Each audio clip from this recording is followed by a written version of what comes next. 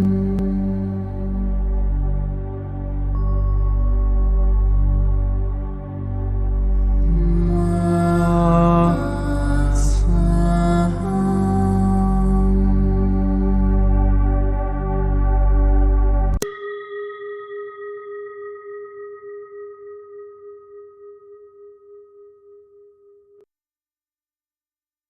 qui suit est la transcription d'un échange entre Mathias De Stefano, désigné ici comme moi, et son soi supérieur désigné comme je suis. Dans cette capsule, la voix féminine incarnera le moi, tandis que la voix masculine représentera le je suis. Cette conversation, intitulée Mars, a été réalisée le 26 février 2021. La semaine dernière, le 18 février 2021, le rover Perseverance, envoyé par l'agence spatiale américaine NASA, s'est posé sur la planète rouge, à environ 102 millions de kilomètres de la Terre, à son point le plus éloigné de l'orbite du périhélie autour du Soleil. La fascination pour la recherche de vie sur Mars va au-delà de la simple connaissance de la vie sur cette planète. Elle soulève la possibilité qu'un jour, les humains puissent modifier l'atmosphère de cette planète et habiter ce monde. Même si cela m'a toujours semblé être une dépense inutile, penser à peupler un autre monde alors que nous ne savons même pas encore prendre soin du nôtre me semble très audacieux. Pour un animal qui a évolué vers la raison, vers l'intelligence, dont l'esprit est devenu infini, l'espace physique est trop petit, et s'il le peut, il ne trouve pas de limite. Il cherchera toujours le moyen d'aller plus loin. Et ce que possède l'humain intelligent intellectuel, c'est le manque de bon sens. Pourquoi? Eh bien, un être doté d'un esprit illimité ne comprend pas la responsabilité de respecter les limites. Un intellectuel se demandera toujours pourquoi pas, alors qu'une personne limitée se dira non, je ne peux pas. Ouf, j'ai là un très grand conflit, car je fais partie de ceux qui ont tendance à dire pourquoi pas. Et pourtant, cela me semble souvent être une pensée très égoïste, qui ne tient pas compte des conséquences de son indifférence face aux limites. Mais malgré cela, nous n'aurions rien accompli de ce que nous avons fait s'il n'y avait pas eu des gens pour se demander pourquoi pas. Il n'y aurait pas de technologie, d'art, de culture, de droits de l'homme, de liberté d'expression. Nous n'aurions vécu aucune révolution et il n'y aurait pas d'évolution. Sans le pourquoi pas. Le premier hominidé ne serait jamais sorti de cette forêt et nous serions encore aujourd'hui comme les primates d'Afrique. Mais c'est précisément le pourquoi pas qui a détruit les forêts d'Afrique et mené tous les primates au bord de l'extinction, asservi d'autres humains et détruit les ressources naturelles. C'est la grande dichotomie, les extrêmes de la contraction et de l'expansion. L'humain est comme un battement de cœur terrestre qui palpite en se contractant et en se dilatant, consumant des civilisations et en développant de nouvelles. La contraction fait mal, car elle est synonyme de pression, de limitation, et c'est sa répression constante qui pousse à la dilatation, à l'effet opposé qui se dilate, qui se libère, qui se détache à la recherche de nouveaux horizons, pour trouver la liberté, dans tous les sens du terme, loin de la pression et des limitations. Les deux extrêmes de la polarité de l'action sont inhérents à l'être humain. L'action limitante est contenante, mais destructrice. L'action illimitée est expansive, mais dévastatrice. Les deux concepts se rejoignent dans la vision humaine du besoin d'appartenir, mais aussi de posséder. D'où vient-il? De la peur de perdre la vie, comme tout. Avant de découvrir l'agriculture, les nomades n'avaient pas ce problème, car ils comprenaient que rien ne leur appartenait. Ils ne pouvaient prendre que ce dont ils avaient besoin, puis continuer leur chemin. Mais lorsqu'ils ont compris la magie des semailles, ils sont devenus sédentaires et ont vu qu'ils pouvaient produire beaucoup plus sans avoir à se soucier du quotidien. Ils pouvaient garder leurs animaux dans les enclos et compter leurs céréales et leurs fruits pour passer l'hiver. Cela a créé un nouveau sens chez l'humain qui a tout changé. Lequel? La possession. Le mot possession vient du latin potis, pouvoir, et cedere, S'asseoir, c'est-à-dire celui qui découvre le pouvoir de l'établissement, celui qui s'assoit et dit « j'ai pouvoir sur cela ». L'idée de territorialité a commencé à émerger, et ainsi l'idée nomade selon laquelle la limite est l'horizon est devenue la limite est là où je cultive et élève mon bétail. Ils ont commencé à posséder la terre, à devenir propriétaires, maîtres et seigneurs de ceux qui y poussaient, et ont donc dû le défendre. La lutte pour les richesses, pour les possessions. Les Étrusques appelaient la possession comme les Indo-Européens Maurice, c'est-à-dire demeure, lieu où l'on vit, terrain, foyer, et l'esprit de cette terre fertile était connu sous le nom de Maris. Moaris, c'était le dieu de l'agriculture. Un enfant jeune, vigoureux, fort, travailleur, qui se promenait dans les champs, fertilisait les graines, encourageait l'abondance. Mais bien sûr, la production devait être protégée des envahisseurs, des voleurs, des étrangers à ces terres. Ainsi, Maris défendait avec acharnement les territoires et les cultures étrusques d'Italie. L'esprit du gardien, du jeune homme fort et puissant qui veillait sur la végétation, devint un emblème pour les nouveaux peuples d'Étrurie, fils de Romulus, sur les 7 collines du Latium. Rome. Les Romains immigrants venus des côtes occidentales de l'Anatolie, exilés de Troie, s'emparèrent des clés de leur nouvelle terre et, avec leur soif de pouvoir, commencèrent à s'étendre comme tous les ancêtres l'avaient fait avant eux, suivant l'héritage de l'expansion territoriale, défendant leur culture, mais cette fois-ci avec un peu plus d'ambition. Conquérir autant de cultures que possible. Les villages se développaient, et avec eux, le besoin de nourrir de plus en plus de personnes, de générer plus de ressources et de produits, ce qui a conduit les peuples méditerranéens à se lancer dans des aventures incessantes sous la bannière du dieu de l'agriculture.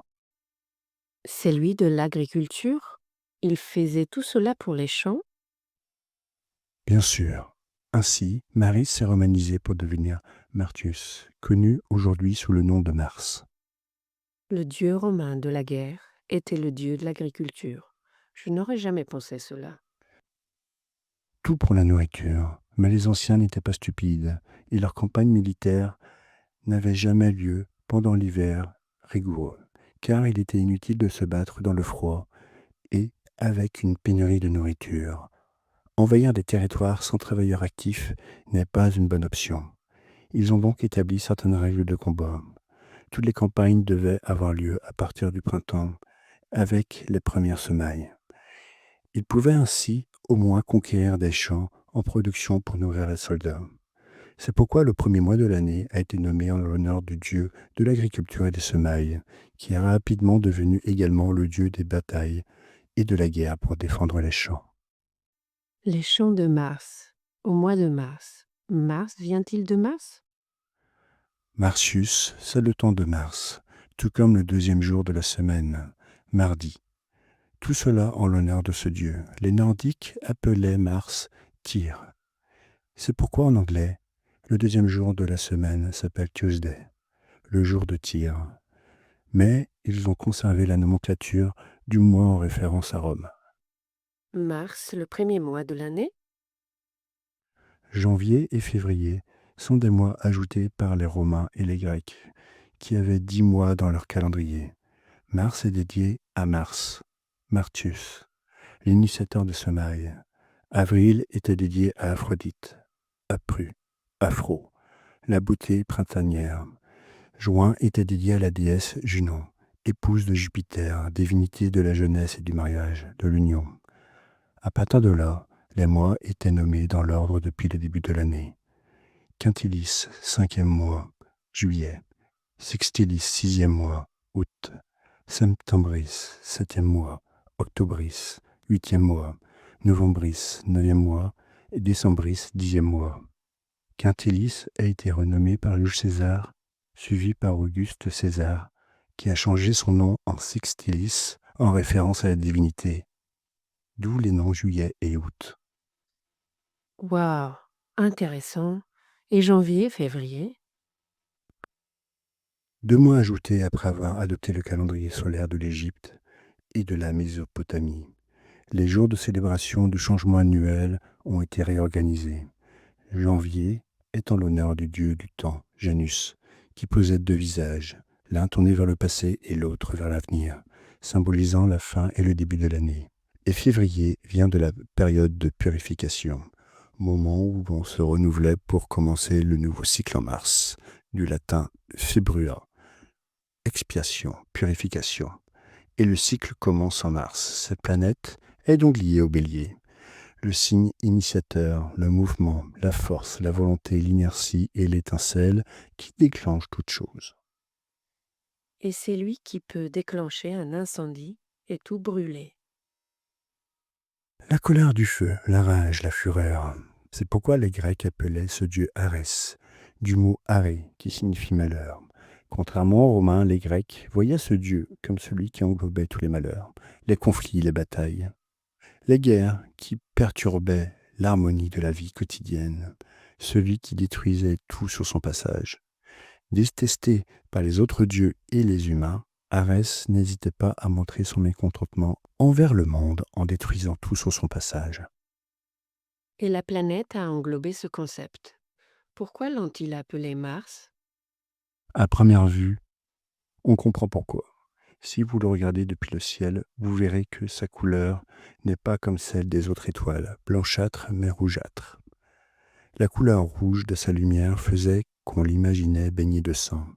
Et c'est pourquoi il a été caractérisé comme Arès, trempé dans le sang de ses ennemis, ou Mars avançant à travers les territoires pour s'en emparer. Ainsi les humains ont attribué à ce monde le pouvoir du dieu de la guerre. Mars est rougeâtre en raison de sa forte concentration en oxyde de fer à la surface, qui corrode tout et le rend rouge, rouillé. La planète, bien qu'elle soit environ 3 fois plus petite que la Terre, présente certaines particularités, notamment le fait qu'elle possède la plus haute montagne ou le plus haut volcan du système solaire, appelé Mont Olympe, en l'honneur de la demeure des dieux grecs, qui est 3 fois plus haut que le mont Everest avec une base de 600 km de large, c'est-à-dire un volcan aussi grand que toute l'Allemagne. Elle possède également le canyon le plus grand et le plus profond du système solaire, avec des zones larges de 200 à 700 km, une profondeur maximale de 11 km et une longueur de 4500 km, soit la distance entre la côte est et la côte ouest des États-Unis. De plus, elle présente une particularité qui la rapproche de la Terre. Elle possède de l'eau. Elle est gelée aux 2 pôles, mais sa géographie, composée de vallées et de rivières asséchées, indique qu'elle était autrefois une planète pleine de rivières et de mers, et peut-être même de vie. Des Martiens? Eh bien, pas vert, ça c'est sûr. Peut-être roux, aux cheveux roux.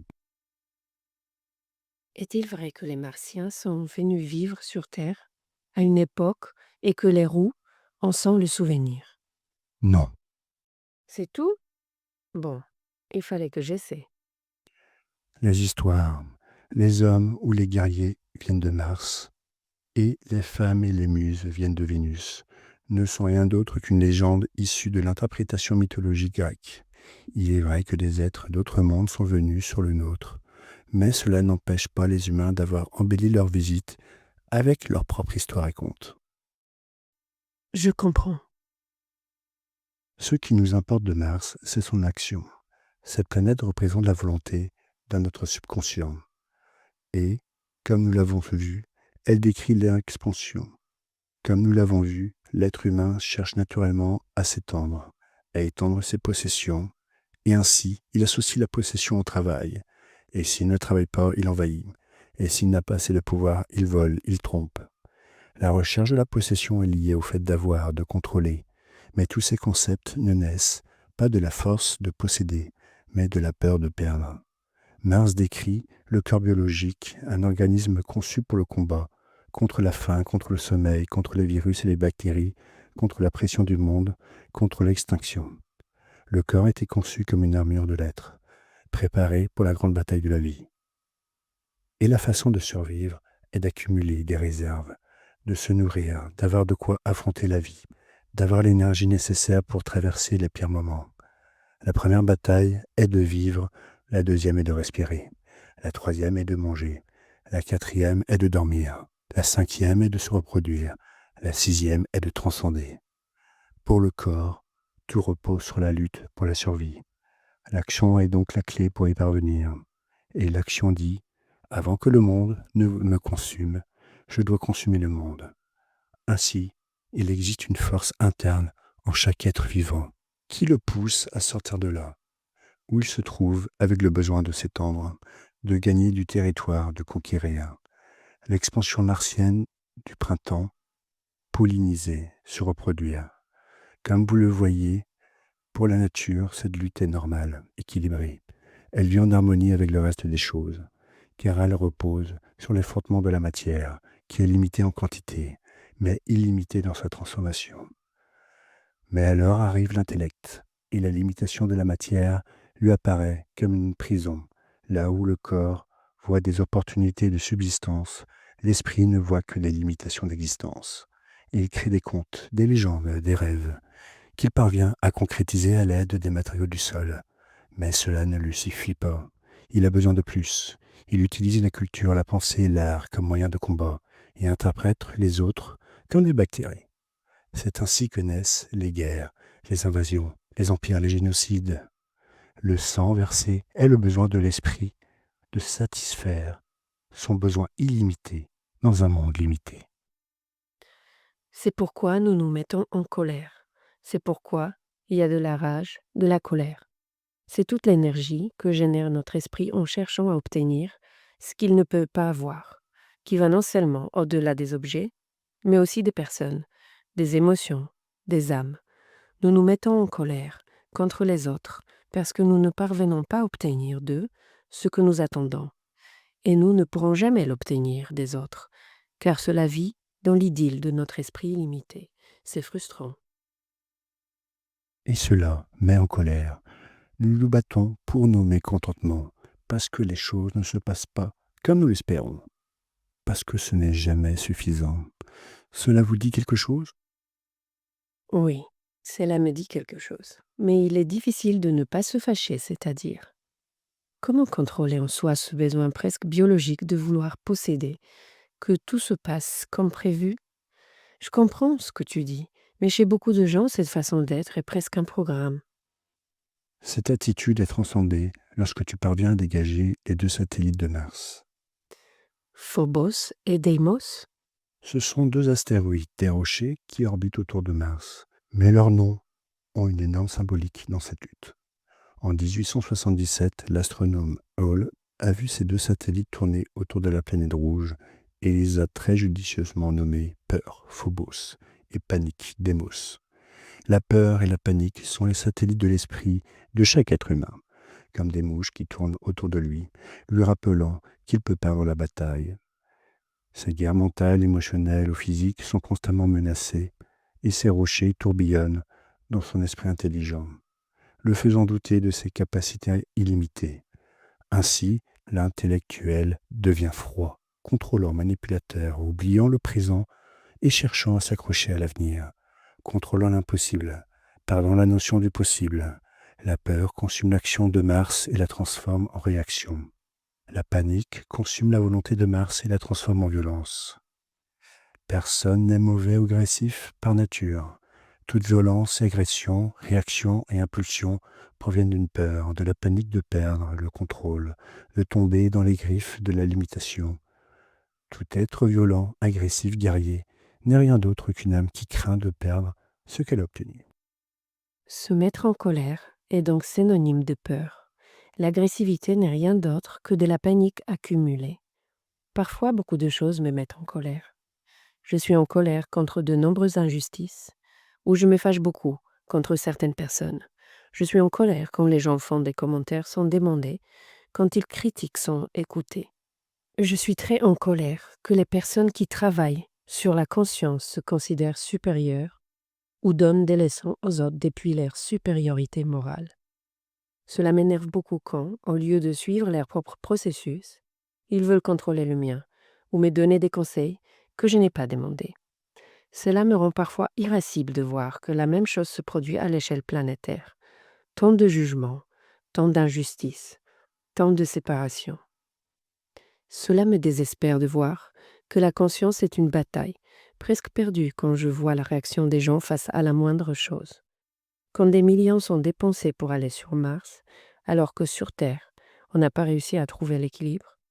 Quand les entreprises et les politiques se battent pour leur intérêt, quand les citoyens blâment les systèmes pour leur propre irresponsabilité, quand ils jugent le mode de vie des autres en fonction de leur propre conception de la vie, quand ils discutent de banalités alors que d'autres meurent de faim, ce monde de polarité est un monde de dualité qui sont devenus des opposés en lutte, en guerre, créant des fissures entre des êtres humains égaux, uniquement par un besoin irrésistible de dominer, de contrôler, de vaincre les autres, d'avoir raison.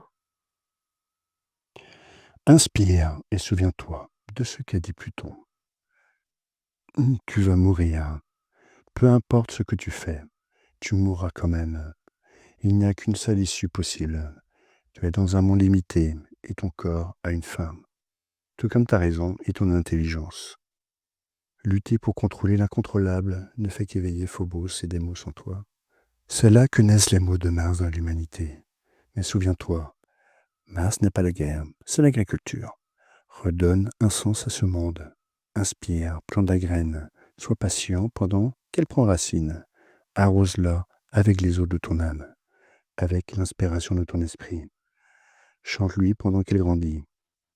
Lis-lui et parle-lui de la merveille de la vie pendant qu'elle fleurit. Ses fruits seront alors éternels et nourriront chaque graine au-delà de la mort. De ta voix, ton âme et ton esprit vivront en chacun de ceux qui consommeront ces fruits. La patience et l'action constante sont les attributs de la procréation, de la génération. L'humanité est engagée dans une grande lutte depuis des milliers d'années, car au lieu de voir le sol fertile de Mars, elle regarde avec crainte Phobos et Démos, sentant dans le fer riche le sang de la lutte pour la survie. Transcende la peur et la panique, et tu verras le vrai Mars. Celui de la volonté, celui du commencement, celui de la force, celui des semailles. Tu verras comment le sol riche en fer fortifie les plantes qui poussent, créant des forêts et des jungles, redonne un sens à la bataille pour la vie, car la vie est déjà éternelle. Tu dois seulement te libérer de l'idée que la vie doit être éternelle comme tu le souhaites. Lâche ce que tu désires, posséder, et tu verras que la seule chose éternelle est la transformation. La seule chose permanente est le changement. Héraclite. C'est là que réside la véritable infinité, c'est là que l'action trouve son éternité. Lorsque vous lâcherez prise sur le contrôle que vous avez sur la vie, vous deviendrez éternel dans l'existence. J'éveille en moi la volonté de Mars et je décide d'emprunter une nouvelle voie où la peur, la panique ne sont que des souvenirs de mon passé qui m'ont guidé vers la survie. Je suis action, et en elle je trouve la liberté. Je suis volonté et là, je trouve la vie éternelle.